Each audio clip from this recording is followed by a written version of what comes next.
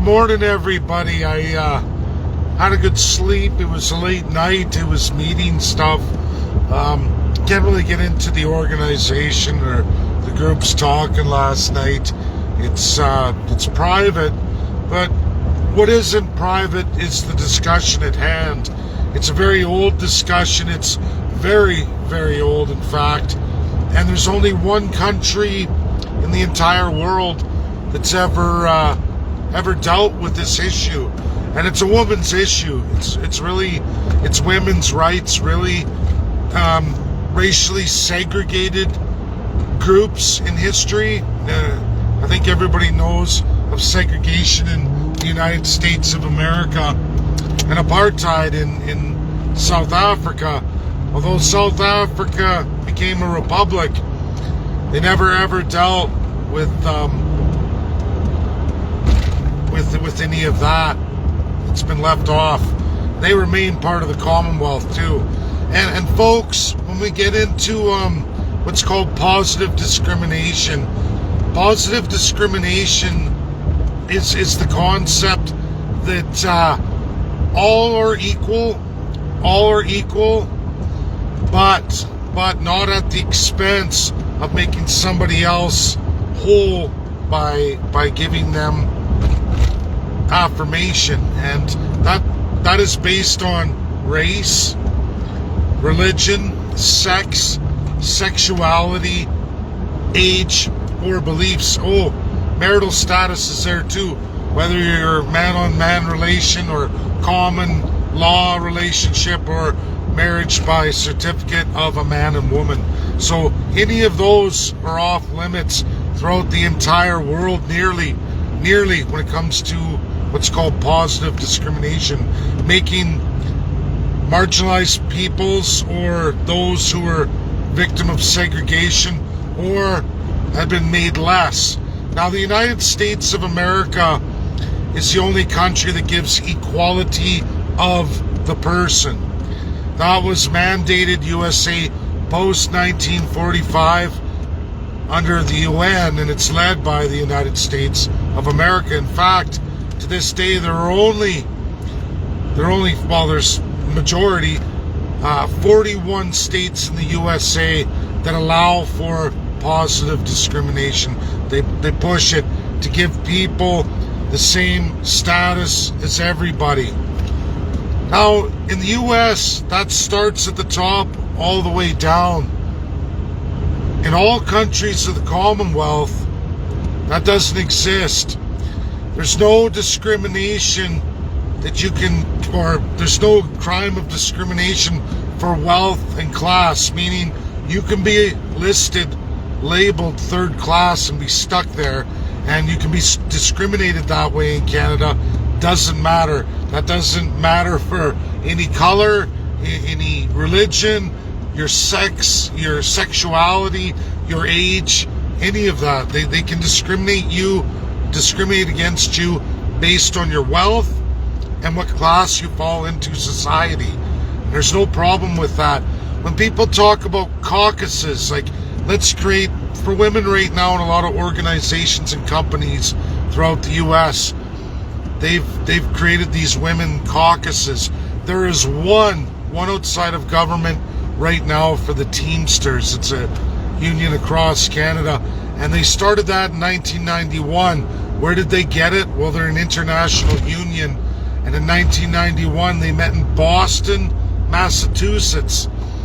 Who has that in their laws? They mandate it. They're one of the 41 states whose division of powers that is, and they mandated it. So there are female caucuses for all employees of the Teamsters. They put that in Canada, except for in Canada, no one's ever challenged it because Canada has equity law, and they created that after in 2010. No company and no organization in Canada, regardless of its roots to the United States, regardless of the state laws of specific states where unions may be head officed, or other non-profit societies, religions, they have rules. They have rules in Canada. You can implement those kinds of positive discrimination based on its employment requirement. So in Canada, if it's required for employment, I use the example, there's female caucuses in all police forces in Canada. In Canada, from top to bottom, they have female caucuses. Well, what's a caucus? A caucus is a way of making legislation inside an organization. We see parliaments have it, legislatures, because they're the first class. They get that, but nobody else in Canada does. This isn't the United States, and there is no equality of the person. Never has been. It's from France. It's from the League of Nations. That's what Canada subscribes to forever and a day. It's its 1867 constitutional design. If you don't like it, you have to do constitutional amendment right at the core. But it's very, very unpopular with all the politicians. They only give equality of the politician, not the slave class, third class, and most definitely not the savage Indian. They're never going to give it because they don't ever want to deal with the real inequalities of this country. But going on, so the Teamsters implemented this. It goes against laws of Canada. You can't do it. No one's ever challenged it. If they do, the Teamsters are going to lose here in Canada. It's also not legal in the USMCA. So if you work under international trade or with clients who export their goods to be refined in, let's say, the USA, depending on which state it goes to, you can't do it. You can't do it. The USMCA doesn't allow individual states to mandate over Canada's laws in Canada. It's against the law. I don't make the laws. I certainly didn't make inequality of the person. It's a carryover from the League of Nations. At its root, it's a French design. It's civil law. It's in the French Civil Code. They will never allow, like the province of Quebec, will never allow women to have any rights over any corporations or organizations, non-profits in the province of Quebec. But neither does the rest of Canada. Politicians don't want it. Contrary to what they tell you it's you, the third class, you, the savage Indian, you're a racist, or you're not doing enough to make everybody whole and make all these separate distinctions. But yet they're legislated to do just that against all of you, and they do. And they continue class structure, first, second, and third, and they most definitely commit to discrimination based on wealth. That's how they created class structure. This is as old can be. The USA got rid of it a long time ago, post 1945, going into the 60s. USA changed, and for most of the states, 41 out of 50 states, they have affirmative action laws where they make sure positive discrimination is implemented so that Latina, women, African Americans, Asian Americans, and on can be assimilated into the United States equally. So there's no inequality of the person, because constitutionally mandated in the United States Constitution is equality of the person. France, it's equality before the law. It's been this way forever and a day. Canada is based on France and UK, Great Britain, both 110% renounce any and all of that. They don't allow positive discrimination. Neither does China, neither does Russia. I can show you in international law. This has come up many times with the United Nations Security Council. USA has lost permanent 4 versus the 1-5. USA has never won penmanship. It's why you can't mandate such things federally in the United States of America either.